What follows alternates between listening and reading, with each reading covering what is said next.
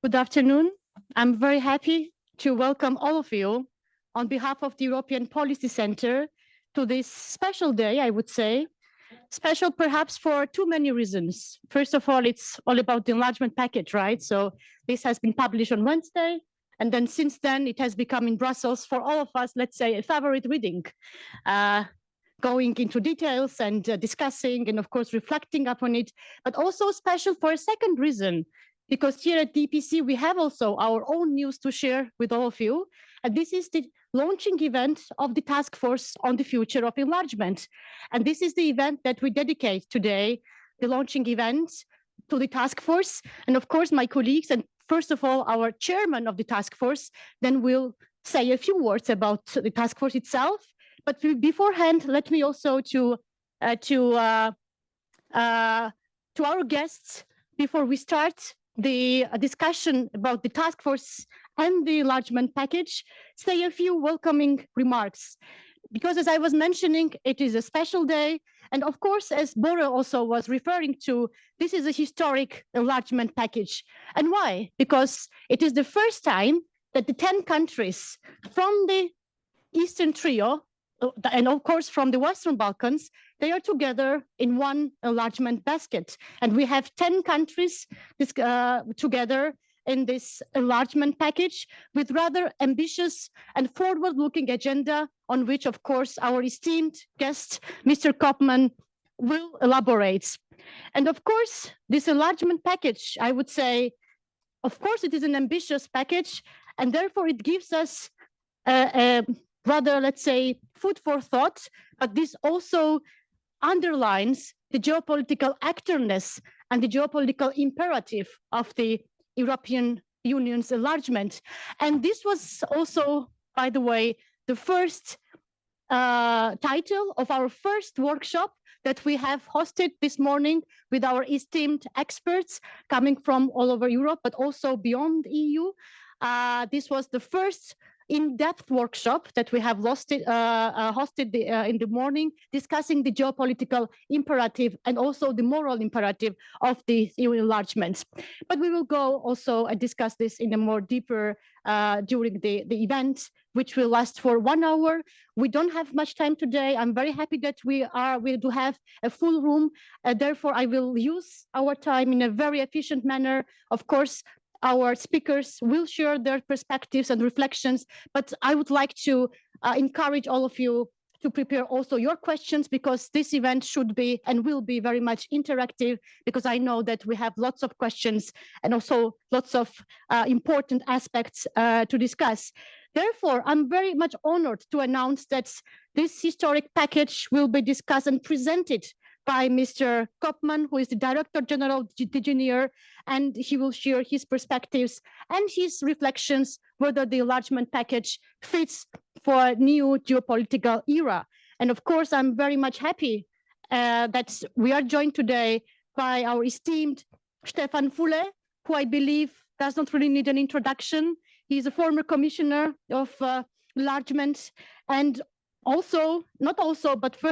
very happy to announce that he's a chairman of the EPC task force on EU enlargement. Therefore, before we go into the details and discussions of our debates, first of all, I would like to ask our esteemed colleagues from the communication team and events team to perhaps show a short video that we have prepared for you to explain what is this enlargement task force about and what can we expect from us in the upcoming months to come. Thank you very much for your help, my dear colleagues, communications team and also the events team, for your important help. And please, we can display the video.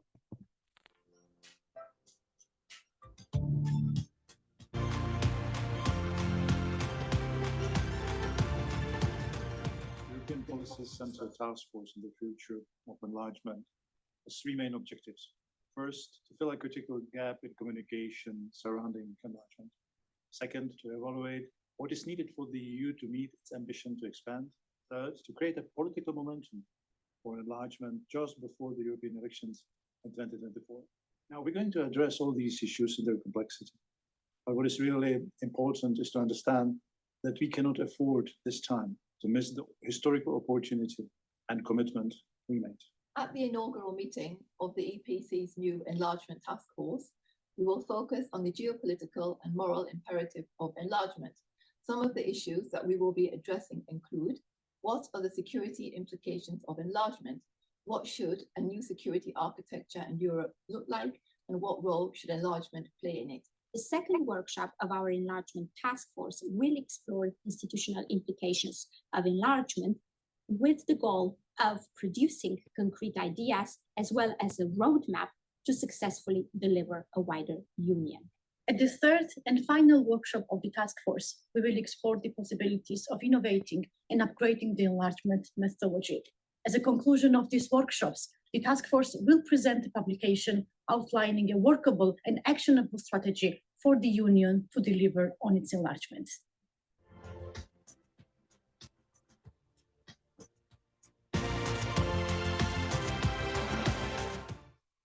Thank you very much. Indeed, this was a short video explaining the task force, but of course our esteemed chairman of the task force also will explain and say a few words regarding the mission and the vision and of course output of this task force. As the video also has mentioned, we aim to produce the strategy, the blueprint, the document that will we hope incorporate on the one hand pragmatic solutions, but of course reflect upon the current geopolitical context that the EU and the whole world is facing, and therefore the EPC in this respect will produce this strategy before the EP elections in June. But let's start our discussion, and let me already ask our speaker, the keynote speaker, Mr. Koopman, to share the key findings and the key reflections that you can perhaps discuss with us about the enlargement package. Do you think that this package indeed answers the call to history? Thank you. Thank you very much, Teona. Good afternoon to all of you. It's a real pleasure to be here. Indeed, 2 days after the adoption of the enlargement package, which you have qualified as historic. And I think it's fair to say that it is indeed a landmark enlargement package. Does it answer the call of history? Our president certainly believes so, and who am I to disagree with my president? So I don't disagree with her. It is an enlargement package that I think is fit for the geopolitical times we live in, and it's an enlargement package that sets out a bold future for our neighborhood. And I think it's long overdue that the Union does this. The lesson of the past few years is that the world as we've known it has changed pretty fundamentally, that we have war on our continent, the war that is well over 600 days old, I would like to remind colleagues, and a war that has put our perspective on what the EU is all about a little bit on its head. I remember when I joined the Commission more than 30 years ago now, we could still talk about the EU as Europe's boldest peace project. In the past decades, unfortunately, after I joined, it was not something that resonated with people. We talked a lot about the economic significance, and I think many Western Europeans have seen it for a long time as an economic endeavor. This war and everything that's happening around us reminds all of us that the EU is much more than that. And I must say, you referred to the significance for the region when on Wednesday evening and on Thursday yesterday, I saw the footage coming from Kyiv, from Tbilisi, and indeed from our friends in the Western Balkans and of course Chisinau. I mean, you see people on the street with European flags, and I think it's important to realize for all of us that they're not there because they think this is just about their economic future. They're there because this is quite existential for them, and it is existential for us as well.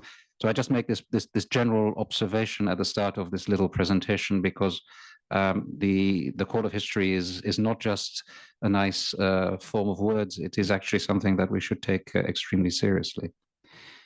Now, secondly, of course, integrating new countries in the EU, certainly if the potential number is 9, is a daunting task. And it is obvious that countries that join will have to be up to standards, will have to meet the demanding standards of the EU. We always say that enlargement is a merit-based approach, and we do not want to compromise on some of the fundamentals of the Union. So it's a daunting task. And what makes me personally extremely proud of this process over the past year is that the two countries that arguably are most under pressure, one of which is at war, and the other is arguably suffering the consequences of the war very dramatically. I'm talking about Ukraine and Moldova, that they have earned our recommendation to open negotiations also exclusively on merits. And that is actually something which I think deserves a lot of praise. I've been to Kiev 5 times in the past year. I've been in the DG for 10 months, so not very long. And I can tell you, I do not recall in my career in the Commission ever having negotiated in bomb shelters or having the Zoom calls when they were taken from Brussels being cut out because of bomb raid alarms. So if, despite those circumstances, countries manage to meet, to a very large extent, an extremely demanding set of criteria, 7 steps for Ukraine, 9 steps for Moldova, then that really tells you something about the commitment, the determination to change their countries. We're talking here about quite fundamental reforms, changing the judiciary, having foreign experts having a veto right over the screening of judges. Quite something if you're fighting for your sovereignty, if you are willing to do that to root out corruption, changing pretty fundamentally the way your economic system works, action plans against oligarchs, big problems in those countries. So very significant reforms, Moldova and Ukraine, both well over 90% achievement, and therefore meriting this recommendation.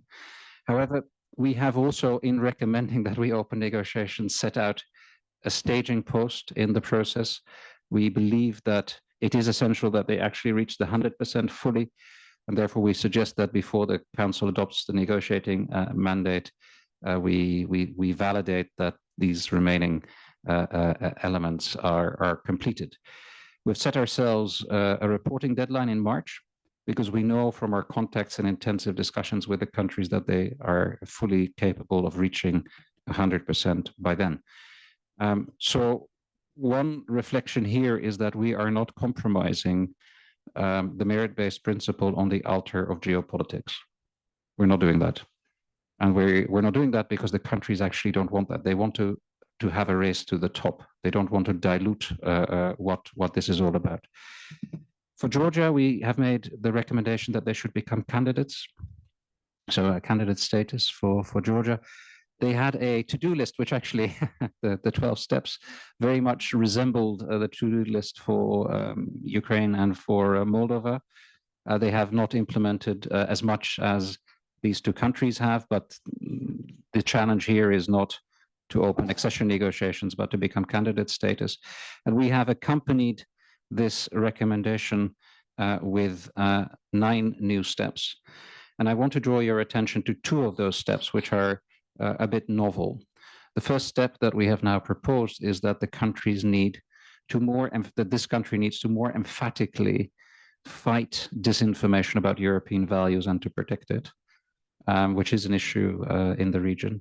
And secondly, we have also highlighted as a condition a much higher rate of alignment with the common foreign and security policy, also a challenge for the country.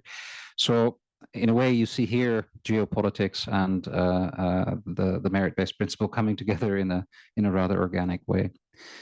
Now, looking at the Western Balkans, our message is one of encouragement, and we're offering them in this package an unprecedented new instrument, brand new instrument, to help them address some of the weaknesses in their accession paths, and at the same time, a genuine prospect of a much faster integration that would, if properly implemented, also help them double the size of their economies in the next decade. We think that's very important because The reality is that in the region, in the Western Balkans, there is a lot of cynicism about enlargement. There is the old, well-worn joke about us pretending that we wanted them in and them pretending that they were reforming. That's very bad. The joke is maybe funny, although I personally don't find it so funny, but it actually reflects, unfortunately, a situation that is deleterious of societies and that fosters a dangerous form of instability. We need to be sincere in what we offer, and the countries need to be really sincere in making the reforms and choosing very clearly for their European path. So this growth plan is different in that it would integrate them progressively in the internal market. The whole debate about staged accession, well, actually, this is a form of stage accession, if you will. So enlargement before institutional enlargement, not 5+ years away, but soon, very soon. And we link this to the condition that they integrate amongst themselves their economies in their common regional market. And we build in a very strong incentive. Countries need to do this, this common regional market, because if they don't grant access to their 5 neighbors, they will not get access to the internal market. This is important for different reasons. First, because we need to overcome the regional differences, but also because economically, it doesn't make sense for these small economies to be part of the internal market and not to be able to trade with their neighbors. Completing the common regional market alone would, on conservative estimates, add about 10% to their GDP. So as part of our objective to double the size of their economies in the next decade, this would already contribute significantly. So those are the first 2 elements of this growth plan. The second 2 elements, the last 2 elements, are based on what we have granted ourselves, our member states, namely the Next Generation EU Recovery Instrument, which is built on the principle that in return for difficult reforms, we would contribute to financing recovery through investment and budget support. And we're applying exactly the same logic to the Western Balkans countries, linking the reforms to 2 categories. One, reforms of the fundamentals that are hard and difficult and that unfortunately in some countries have not been forthcoming. And secondly, to socio-economic reforms in the area of the business environment, in the area of education and training, which are absolute preconditions for fast economic growth. We will define benchmarks for this. There will be 2 annual payment moments, and we'll be validating that the countries have reached these targets twice a year. And it's only upon demonstration that the reforms have been introduced that payments will be made. Very different from IPA 3, which is an instrument that provides a lot of support without ex-ante conditionality. So we're really changing the incentive structure pretty fundamentally here. And secondly, for the countries that do not manage to attain the reforms, there is a possibility to catch up within a year. But if within that year they fail, then the money will be redistributed to their neighbors to introduce a strong element of incentivization for all of them, because I think the last thing they will want is to see their envelopes going to their neighbors. And finally, we will want to see Kosovo and Serbia normalize relations. They both have a very clear set of steps to take as part of the Ohrid agreement, and we will make their support conditional on them delivering on their steps, only on the steps they are responsible for. So again, as our president says, in this process, the new growth plan, you can only block yourself. If Serbia introduces the changes that are needed under the Ohrid agreement, it will receive funding, irrespective of whether Kosovo does so, and vice versa.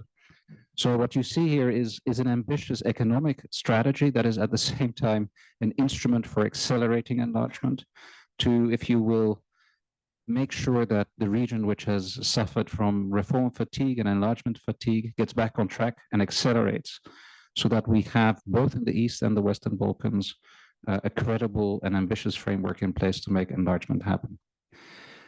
So are we answering the call of history? I leave that to the judgment of our colleagues here in the room. I think we've done our best to do so. And I will end by making one final comment. We're also, of course, in the EU debating how we need to prepare ourselves for enlargement. As you know, the Copenhagen criteria for enlargement aficionados, nerds, and I guess many in the room could qualify themselves in such terms. There is the absorption capacity issue, so we are also in the EU addressing it. However, I want to caution against misinterpreting what we're doing in this regard. We do not believe that the focus that is now needed on actually getting this process going should be influenced by those debates as such. Obviously, the outcome of the debates on how we prepare ourselves will be very important for the final decision-making on the countries. But we should not overlook the fact that there's a lot of work that needs to be done now, that this enlargement, even if it were to encompass the 9, is smaller than the 2004 enlargement in terms of the number of people we would be taking in, the size of the economies we would be taking in. And as I said, with all the gradual integration that is actually already happening and that we're proposing to develop further, we will also make it a more gradual process with early harvest of gains, both for the new countries joining and the existing EU 27 member states. So with that, we also want to show very clearly to the world and to the countries in particular that we mean business, that we're serious about enlargement. We will be demanding, we're not sacrificing the merit principle, that is very clear, but at the same time, we're offering the maximum support that we can to make enlargement happen. It is absolutely necessary. We're very committed, and this package is unequivocal in this regard. Thank you. Thank you very much, Mr. Koopman, for this comprehensive description, but also analysis. And thank you very much for sharing your perspectives. Follow-up questions before I ask our chairman to respond to this presentation. Mr. Koopman, you've mentioned indeed that 2 major characteristics of this enlargement package that is rather peculiar here in Brussels, that we hear that was not really part in the previous packages. First, strict conditions when it comes to the alignment to the CFSP. This is something that also my own country, Georgia, has received this as a major precondition. And the second, disinformation and the information manipulation. In this respect, of course, I understand that these are the homework of the countries, of course, to make sure that they abide to this requirement. But what are the toolbox and the Commission's disposal and in the EU's disposal to make sure that these countries can indeed go to this direction, and especially when it comes to the disinformation and manipulation. So how we can help these countries to make sure that narratives and the understanding about the importance and activeness of the EU is there, and not that somebody else and some other actors are actually trying to get the credits that the EU has to be getting. This is the first question. And the second, I'm very happy that you, of course, mentioned the institutional reforms, all the debates that we are hearing, all the reports, and we will be also coming up with the report within the framework of the task force. But the enlargement package itself has also mentioned the European political community, but has nothing at all. We have not found anything related to the necessity of this deepening the idea that this internal reforms necessity. Of course, now you underline that this should not overshadow the importance of the process itself and the capacity building, and the countries, they have to start reforming, and the things have to be done now at this moment. But from your perspective, what are the key important dimensions and horizons for the EU's internal reform, institutional reform, to make sure that the EU can enlarge and make sure that it can also absorb these countries? Now, these are very pertinent questions. I'm going to be brief because otherwise we could spend the whole afternoon talking about this. But on your first question, I mean, we also need to engage much more strongly with the countries. The thing that strikes me as a relative newcomer is that I would say we have left the countries in the Western Balkans alone too much. And it's our mistake. We've not invested enough. That's something I want to change, something our president has asked me to look at very seriously. So we need to help them in terms of capacity, but also in terms of instruments. It's true for the Western Balkans. It's also true for the East. The elections that took place last week in Moldova were to a very large extent the subject of massive manipulation by Russia, and we need to help countries to deal with this. The world we live in is not a very straightforward world. But it's also important that countries choose. And that is a bit what I wanted to say on the CFSP alignment. There are two countries which have recently concluded free trade agreements with China. Georgia is one, Serbia is another one. That really doesn't make a lot of sense if you want to be a member of the EU for obvious reasons. So we want to see a clear choice for the EU. If you want to be in the EU, you need to choose for the EU. Just like we need to be honest with them and help them, but we cannot have the EU being seen as one of the many options going forward. On your second question, we have not included it in the enlargement package. The enlargement package is the largest ever enlargement package with 10 countries in the Western Balkans growth plan. But our president has been very clear in the State of the Union. We are launching a review of the policies. And I think this is a question that will have to be addressed in the new legislature. There will be new strategic guidelines set by the European Council. A new European Commission will have to start looking at that. And obviously, we're preparing for it. Thank you. Thank you so much for this honesty and for this very direct answers, I would say. Mr. Füle, dear Chairman, the floor is yours. What are your perspectives and reactions to this historical enlargement package and also to the reflections of Mr. Koopman? Thanks. 10 minutes. She gave me 7 minutes, now 10 minutes. She knows I could speak 15, but I will try to speak only 5. No, it's a real pleasure to be here in this presence, another time of indeed a historical package being presented. I like to congratulate you and your colleagues in the Commission for this package. I congratulate you for the way, you put together the Western Balkans will probably for too long wait in that waiting room, and address also the needs of Ukraine, to Georgia, and to Moldova, who might be new. But the task to include them in this group and later on see them as a member is probably not less acute. And I would not like to see any sort of artificial lines between those two groups. As a task is the same and benefits are same for two groups. Now,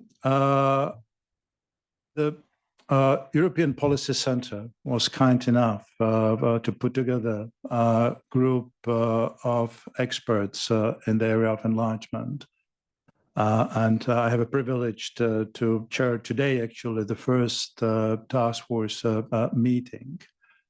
Now, our role is not to mirror what the Commission is doing. Our role is actually to be a very good partner of the Commission, partner of the member states, and partner of the candidate countries.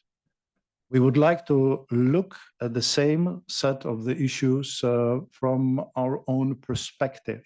And again, not to question what's being done, but rather to be helpful. Just 2 things come to my mind talking about that. The first thing is, I know that many people still look at the enlargement from the perspective of the last big bang my country participated in. Not everyone is happy with how these countries sort of behave themselves in the EU, to what extent they indeed sort of deliver on the EU values and so on. And on that basis, they probably might judge also the countries waiting for joining the European Union.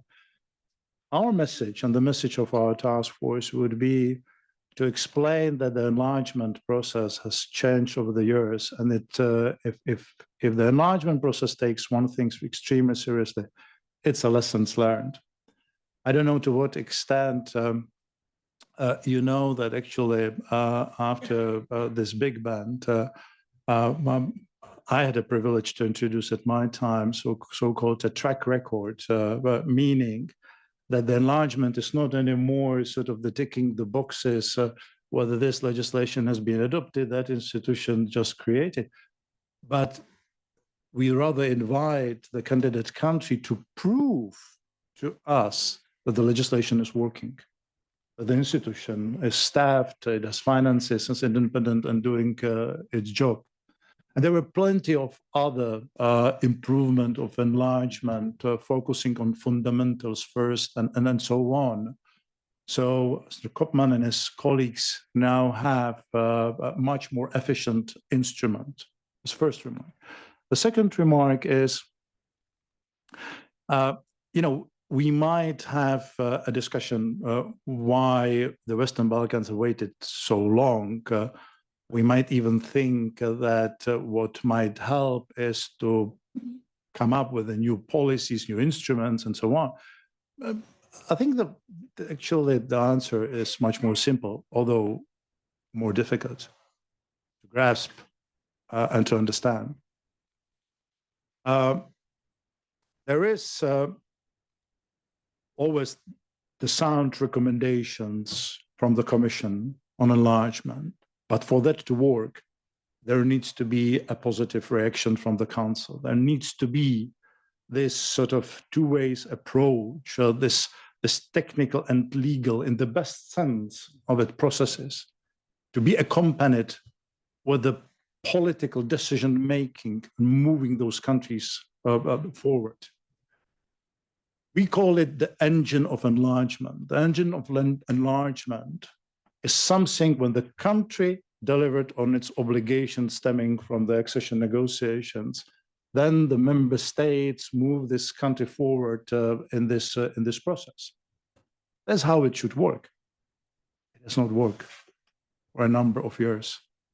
It has stalled, partly also because these 10 countries joining the European Union I referred to were probably too big package for citizens or politicians. Maybe the problems which are sort of linked to the way they behave today, or we behave today, might discourage politicians to keep this engine running. But the fact is that the engine is not running, and I hope very much, and this report has all the potential to restart it. And we feel as our obligation, our task force, to help you, Director General, to do exactly that. Now we'll be looking at a number of important points. We'll be looking not only about why to enlarge and to look at the geostrategic issues and so on. We'll be looking also at the cost of non-enlarging. What would happen?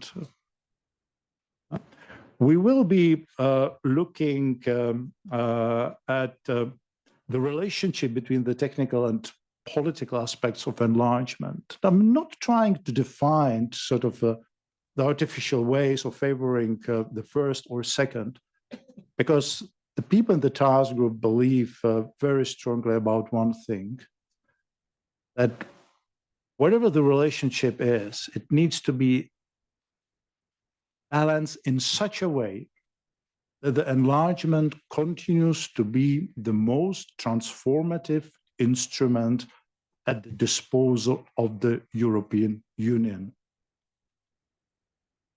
And I like that feature to be preserved and strengthened together with my colleagues. We would very much like to look at balancing the expectations on both sides, the member states for certain continuation and so on, but also of the new member states for a number of the issues, including stability, security, rule of law, protection of the values. Last but not least, being a partner and not being a subject of partnership. I think that's what they seek to achieve. Now, we will be looking, and quite logically, if you just remember what I told you about the engine of enlargement, we will be looking at both processes of preparations. Preparations of the candidate countries and the preparations of the European Union. If the EU member states would like to add that political dimension to that process, they have a chance to introduce the debate about preparing the institutions for up to 10 new members.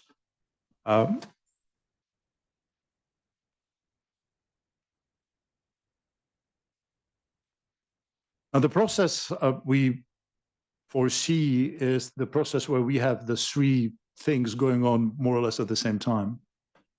As I said, the preparation for the candidate countries, the preparations for the of the EU, and we are far from indicating at this point of the time whether we're talking about the changing founding acts or whether the politicians will be smart enough to find the solution within the existing legislation or funding documents. We're looking also at the third level, at the third process going on at the same time, and this is French President Macron's initiative, the European Political Community, because we expect, all of us, I guess, that the enlargement process will take some time. And the enlargement process, from my own perspective, before I joined the Commission, was about kind of professor-student relationship. Here you have a commission who's coming and telling you what you need, what needs to be done, and how it needs to be done, and so on. And you're being sort of marked. You're doing a great job, a bad job, and so on. If this takes for a long period of time, it does not necessarily contribute to the healthy relationship in Europe. And this is where the President Macron idea is extremely useful, because this European political community, this is the platform where they could meet each other as equal partners. And I would not elaborate more on that, as I'm very much looking forward for the result of our work. Again, as I said, Mr. Director General, we'd like to be your partners, helping you in doing this extremely important job.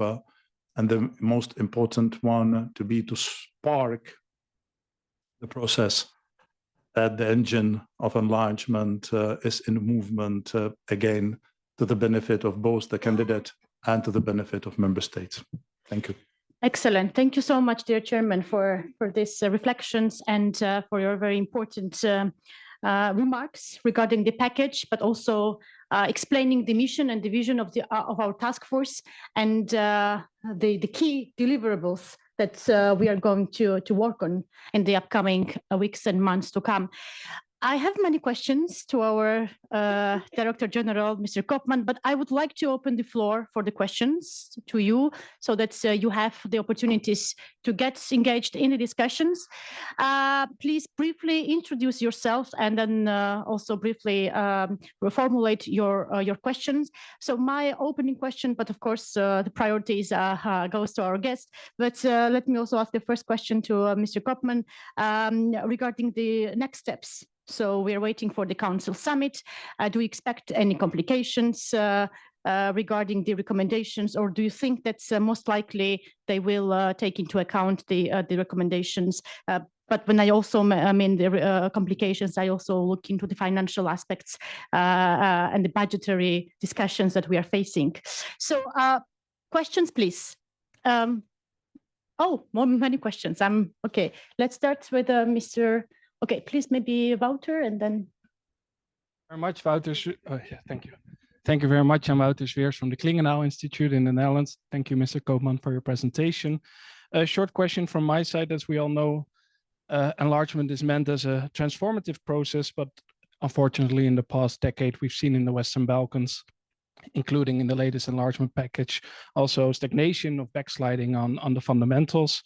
And I was just wondering whether you feel or how this new growth plan will sort of unlock that transformative power of the EU again, and if not, what the next steps from the European Commission will be, what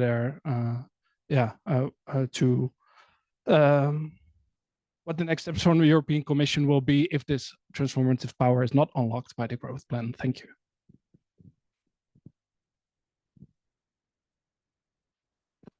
My name is Paul Christoffersen. I'm a former Danish permanent representative and was chairing COREPER during the Danish presidency in 2002 when we concluded the first big enlargement. And I would like to underline a point which Jan Koopman said. It was a bigger enlargement than the one we are talking about. And it was an enlargement which also included internal reform. We had the Nice Treaty, we had a serious reform of the common agricultural policy. We reformed the structural funds. And all of that was done in a period which in reality spanned over 5-6 years, from Luxembourg in 1997 to Copenhagen in 2002. Well, the world has changed and it might be more difficult today, but I would warn against the feeling that dragging out the process will facilitate the process. We saw clearly in 2002 that we had pushed the candidates as much as we could, and that structural change fatigue was setting in. So don't believe that it will be easier by drawing out this process for up to 10 or more years. And then two specific questions. One relates to Ukraine and now the first 3 months. There has been rumors, at least in the press, that you would start the acquis screening exercise during that period. Is that true, or is that not true? I think the acquis screening exercise is a very important exercise. Another also technical question maybe, what I really thought was an extremely important part of the first big enlargement were the twinning programs. The fact that you had officials, trade unions, others moving to the candidate countries. I think you stressed very much the need to engage personally with that, and that this is an important factor. And then finally, Turkey. The fact that you are referring to an upcoming paper on Turkey, can I take that as meaning in reality that when we are talking about Turkey, we are talking about another track, an important track, but another track? Thank you so much. I'm a bit troubled because I see many hands and I know that the questions will be very interesting. I will take one more question. Yes, maybe Mosa, yes. Okay. Thank you, Teona. My name is Mosa Appelblad from the Brussels Times. I have some perhaps about the Mets. I mean, I think it was mentioned that this was a very comprehensive package, including, say, 10 candidate countries. But as Mr. Koopman, you talked about 9 countries. I think Mr. Füle mentioned 10 countries. And then the question is, I mean, don't they count Turkey any longer, or as it's definitely out from the enlargement process? We know it's been suspended. And then talking about these 3 months with regard to Ukraine, I mean, and you said that the process is not any longer a ticking process. To me, because as regards Ukraine, you wrote yourself in the progress report that it has completed 4 of the 7 benchmarks, and there only remain 4 quite simple laws to enact, not to be implemented in practice. That shouldn't be a problem for Ukraine, as you self-mentioned. So I wonder, are there any, let's say, legal obligations, let's say, for the Commission to wait to draft this negotiation framework until we've seen, I mean, progress by Ukraine in complying with these remaining requirements? Would you have saved time and start the negotiations with Ukraine, let's say, hopefully before European elections later on that next year? Thanks. Thanks. Perhaps, Mr. Koopman, could you please respond to the first three questions that we had? Thank you very much. I'll take your question as well, Teona, because you actually give me an opportunity to mention a country I haven't mentioned yet, and I should have mentioned, which is Bosnia, on which we have also made a recommendation, namely that the Council should open, provided it meets the criteria. There's been a huge debate about Bosnia, and I think this will probably be, you asked me what will be discussed at the European Council. My prediction is Bosnia, and my prediction is the money. I don't think that there will be much discussion on the trio other than from one of our member states for slightly unrelated reasons.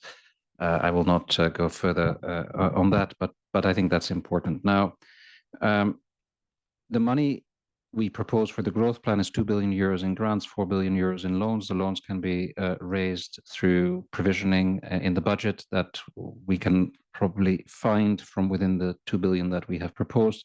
2 billion, however, are not available in the budget, but we have an ongoing MFF review in which we have already back in July proposed this, and that's important. It's very important. I recall that at the same time, we're of course working on the Ukraine facility, for which we have proposed a budget of 50 billion euros, 13 billion euros of which are grants.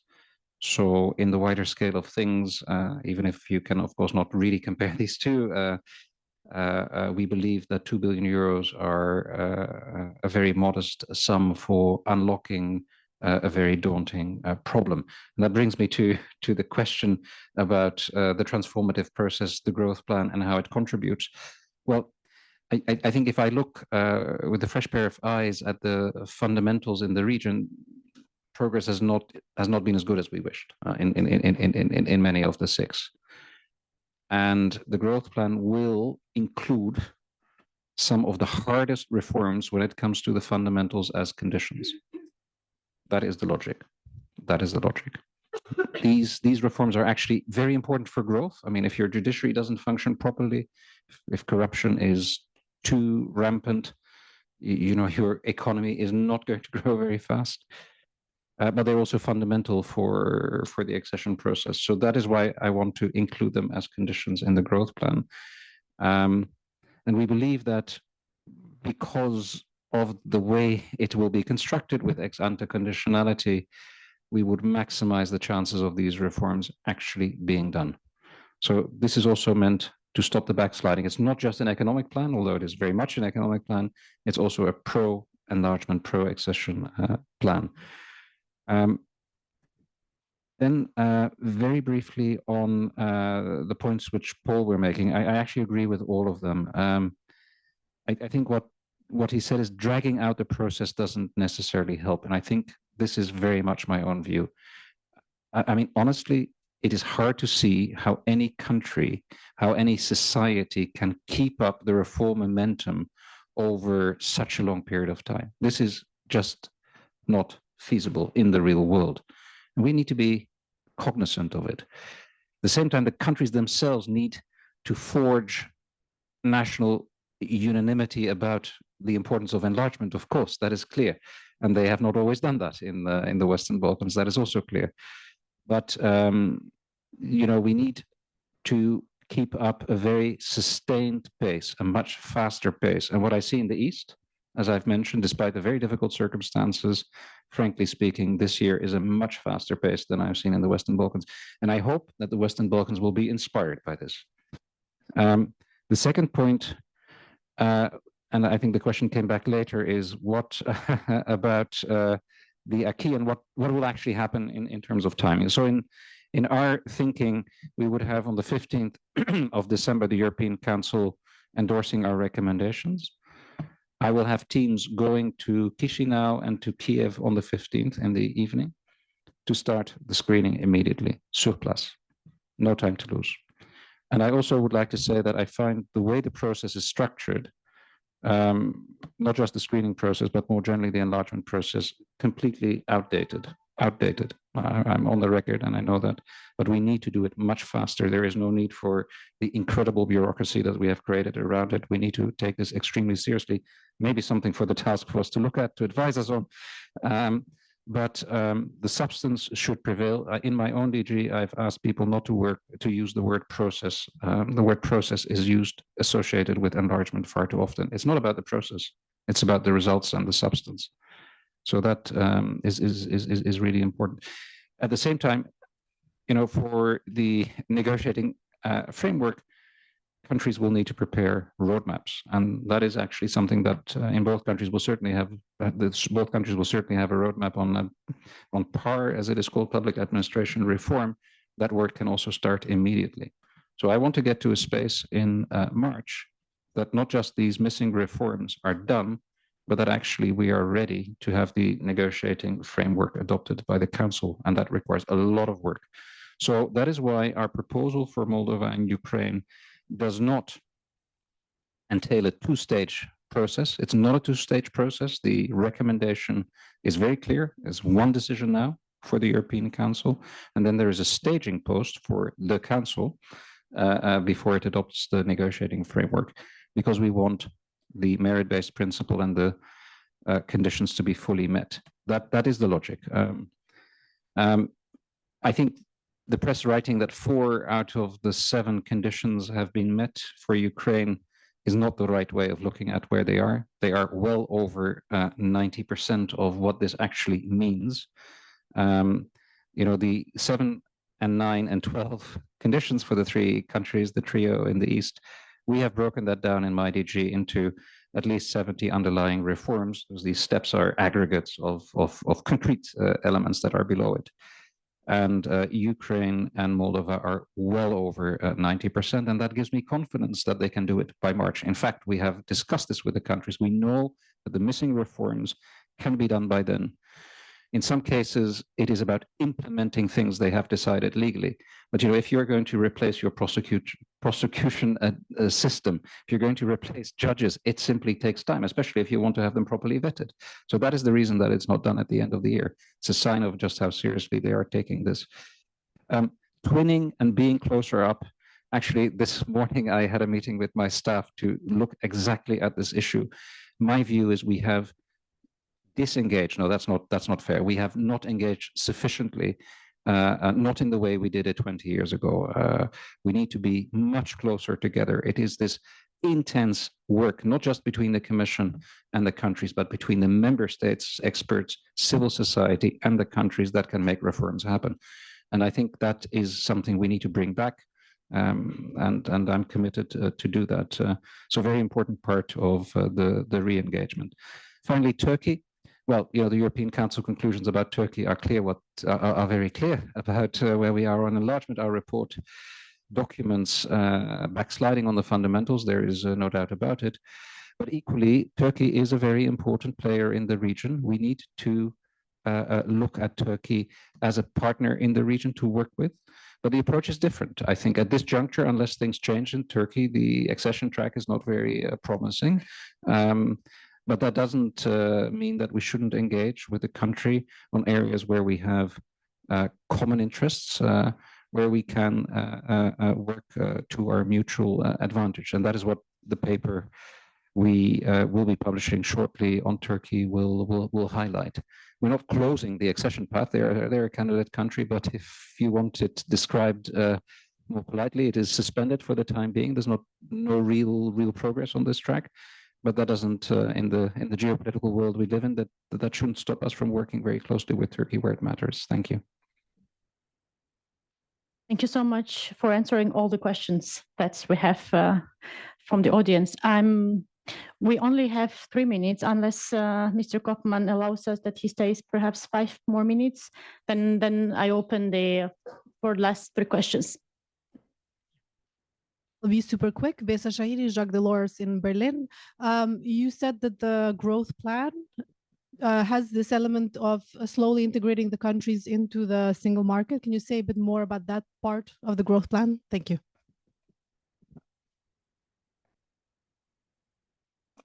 Thank you. Amira Lazovic, mission of Bosnia and Herzegovina to the EU. Actually, I had another question concerning the growth plan, but your reply when it comes to the screening process of Ukraine put me to another question. What about Bosnia and Herzegovina? Since we know that Albania and North Macedonia did also explanatory screening without having the date of opening negotiation, that could be a positive signal to Bosnia and Herzegovina if you could also start the explanatory screening at least with Bosnia and Herzegovina. Thank you. I will skip the second question.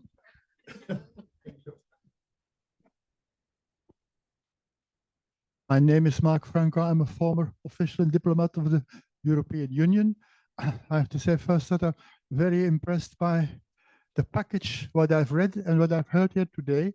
And I know what I'm talking about because I'm a veteran of the previous preparations for enlargement in the leading to the 2004, where I was head of unit of the FAR program and helping countries prepare themselves for becoming members. I think this is an extremely important piece of work and an important stage we are in. The word existential has been used before, talking about the countries, but I would say it's also existential for the European Union, that for two reasons. For the internal reasons, as it is, we have to start making up our mind of what kind of European Union we want to live in. And this is about institutional reforms. Are we moving towards the United States or to United Nations, to put it very simply? The second remark why it's existential is that this enlargement package, in particular because of the countries that we're talking about, requires that the European Union defines where it puts itself geopolitically in the next geopolitical structure, which is going to come up, let's say, post-conflict. Are we going to a bipolar or multipolar world? And where do we situate ourselves as European Union in this context? I think the enlargement package and the countries that are at this moment in the package is indeed an indication that we have to talk existentially about what are we internally and where do we put ourselves on the world map. And last question. The last question, and I apologize that I cannot take no longer any questions. But we promised that we will have another series of events with Mr. Koopman and Mr. Füle as well. So please. Yeah, André Hattel, Stiftung Wissenschaft und Politik, SWP here in Brussels. Very short. With Ukraine, we are most likely starting accession negotiations with a country at war. I haven't heard much about this nexus here. How do we make sure, first of all, that the political system has the resources to fight a war and at the same time transform the way you envisage this? Second, shouldn't we think at this stage about a bigger kind of security component connected to the enlargement process? Thank you very much. Thank you. Mr. Koopman, dear Gert Jan, please, the floor is yours. Thank you, Teona. Yes, this last question could give rise to yet another. I'm sure this task force will have its work cut out for it. So on the growth plan and the gradual integration, basically we have identified 7 areas, internal market areas, where we would like to bring in the countries as soon as possible, on the condition that they meet the necessary sectoral requirements. Some of this is possible under the existing SAAs, but not all of it. And therefore we will, early in the new year, propose to modify all 6 SAAs to allow this to happen. The areas have been chosen in close coordination with the countries themselves to maximize the growth impact.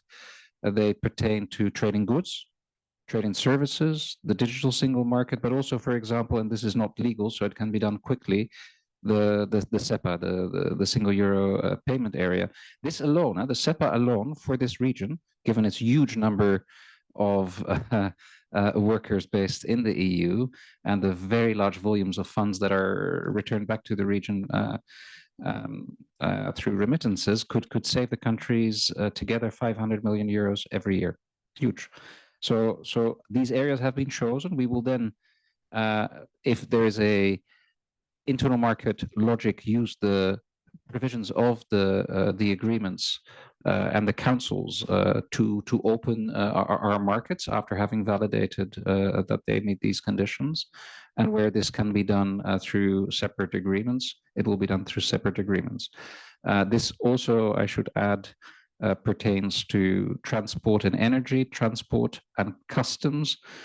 So it's very much directed at ensuring that trade between these countries and the EU can really take off at a much larger scale than it is today. And as I said, it will be conditional on these countries fulfilling their obligations under the CRM, the Common Regional Market Action Plan, which will end next year and which will be renewed. And the idea is that the successor of the CRM action plan will cover exactly the same areas, at least, so that we can establish this correspondence and this conditionality more fully. So that is the way forward. Exploratory screening, Bosnia. I'm going to think about this. Thank you. Mark Franco, thank you. Interesting comments. Not really a question, but I pay testimony to your commitments and the great work you did back in 2004. Actually, having three colleagues, I should say, although you did this in a different capacity, at least three colleagues in the room who worked on these momentous reforms is important, because I think, frankly, we need to regain a little bit the spirit of those times in this work. And then the fundamental question about what do we do with a country at war? Does it have the capacity to fight a war and reform? Well, actually, look at what they've done this year. They actually do have an amazing capacity to deliver. But as I said, we will need to reinforce them further, and public administration reform, support through twinning, but also, frankly speaking, by posting some of our people in the administration to help them to deal with this is going to be essential. The big difference, of course, between 2000 and the Big Bang reforms of 2004 and the reforms now is that the acquis is much and much larger. Huh? It's not so. I mean, the union is progressive. It has evolved. So it's a much bigger amount of work. On security and how all of this deals with it, how do we factor that in? It's an important question. I really do not have the time now to go into it. But obviously, we will need to find a way of ensuring that the country is secure, because the country would be a member state, and we want the union to be secure as well. Thank you. Thank you so much, Mr. Koopman. And dear Chairman, Mr. Füle, 1 minute, please, for the concluding remarks. First point, the best and the most effective way, the fastest way to get us from a certain enlargement malaise of last year's is for the European Council to take this enlargement package seriously and to act on it. Once the enlargement engine restarts, once the progress, the reform efforts on the side of the candidate countries is being awarded by moving them forward, I'm sure we will not have the governments sort of behind the expectation of the reform steps. The second point is that I refer to honesty in our work, and we would like to be honest, first of all, to the citizens of the EU, because at the end of the day, whatever we put on the paper, whatever the debate we might have in the European Council, I think the most important opinion we will see among the EU electorates. And it is important task also for us here at the European Policy Center to work on this issue. And point number 3, I think you quite rightly underlined the security dimension. Actually, the first task force meeting we had today was devoted and focused on the security. And I think we have all sort of clearly sort of supported the point that in the future, the security and defense dimension of not only enlargement, but the whole EU needs to be strengthened, as such a role is needed not only now in our closest neighborhood. Thank you. And again, I mean, I'm looking very much forward for cooperation. So, Thank you. Thank you so much. Thank you very much, dear Mr. Koopman, dear Peter Gert Jan. Thank you very much, dear Chairman, Mr. Štefan Füle. Thank you so much for coming, for making time to attend our policy dialogue. And this is the launching event of the Task Force on the Future of EU Enlargement. And with this, I would like to also kindly ask you to join me to applaud to our speakers and guests for their reflections and interventions. Thank you. Indeed, with our fascinating discussions, of course, here at the EPC, we are only with this task force starting the debates and discussions, and with our ambition to contribute to the future debates. And indeed, the enlargement momentum is here, but now we have to make sure that we have a common voice and common understanding and horizon to make sure that the enlargement, the EU can deliver on its ambition to enlarge in the near future. Thank you and have a nice day.